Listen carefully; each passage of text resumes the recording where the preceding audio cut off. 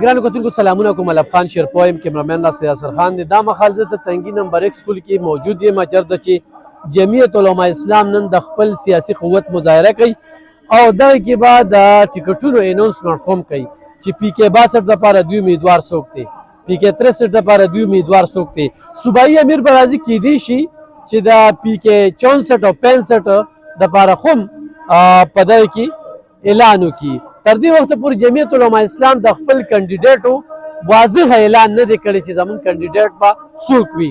صوبایي امیر راضي الطورحمان او دغه جلسه چې کومه ده تحصیل امیر مفتی کمال شاه صاحب لخوا را جوړه شوې ده. 10 بجې ورکړې وي او غالبا 10 بجې شوي دي، خو هغه شانتې سرګرمۍ په نظر نه راځي. کتی به شي چې دغه جلسه کې دوی څومره کامیابیږي، ځکه چې دوی وایي چې د 10,000 نه به زیات کسان منګه دلته گنجایش دی او دې کې به منګه ځای کوو چې کومې کرسۍ هر څه ایښودلي. سکیورټي دپاره پل پروف انتظام شوی دی او دلته کې سالاران باقاعده راغلي دي، هغوی خو هم چې کوم دی نو دلته کې باقاعده تلاشي کوي. دا ټیم چې کوم دی نو کارکنان هغه بالکل را روان دي او اخري وخت کې بیا پته لګي چې څومره پورې خلک دوی جمعیت علما اسلام په تحصیل تنګي کې راضي کوي. خو نننۍ جلسه د جمعیت دپاره او د کارکنانو لپاره ډېره مهمه ده چې دلته کې د ټیکټ اعلان د چا دپاره کوي او څوک کوي. د دې انکار نشته چې ګروپ بندي نشته، واضحه د دې جلسې نه پته لګي چې جمعیت کې دلته کې ګروپ بندي شته دی، بلکې په ټوله 400 کې شته، په نورو ډلو کې هم شته، خو په دغې مذهبي ډله کې خو هم ګروپ بندي شته.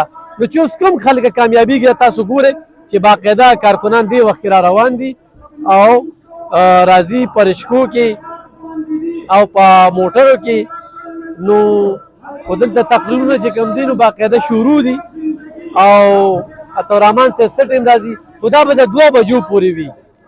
نو د مفتی کمال شاه چې تحصیل امیر دی د هغه لخوا د ټول جمعیت کارکنان ته پیغام دی چې راشئ په دغه جلسه کې ګډون وکړئ او دغه جلسه کامیابه کړئ.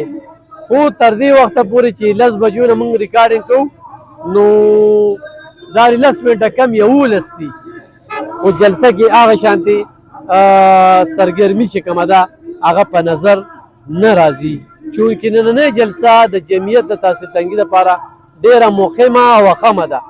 څومره پورې دوی کامیابیږي او د مفتی کمال شاه صاحب ټیم د هغه ملګري چې دا یوه هفته یې باقاعده دې لپاره تیاري کړې ده چې دغه تیاری کې هغوی څومره کامیابیږي، دا خو به وروستو ثابتېږي چې څومره خلک راځي. خو د مفتی کمال شاه صاحب لخوا د جمعیت کارکنانو ته بالکل پیغام دی چې په دغه جلسه کې ګډون وکړي. مننه.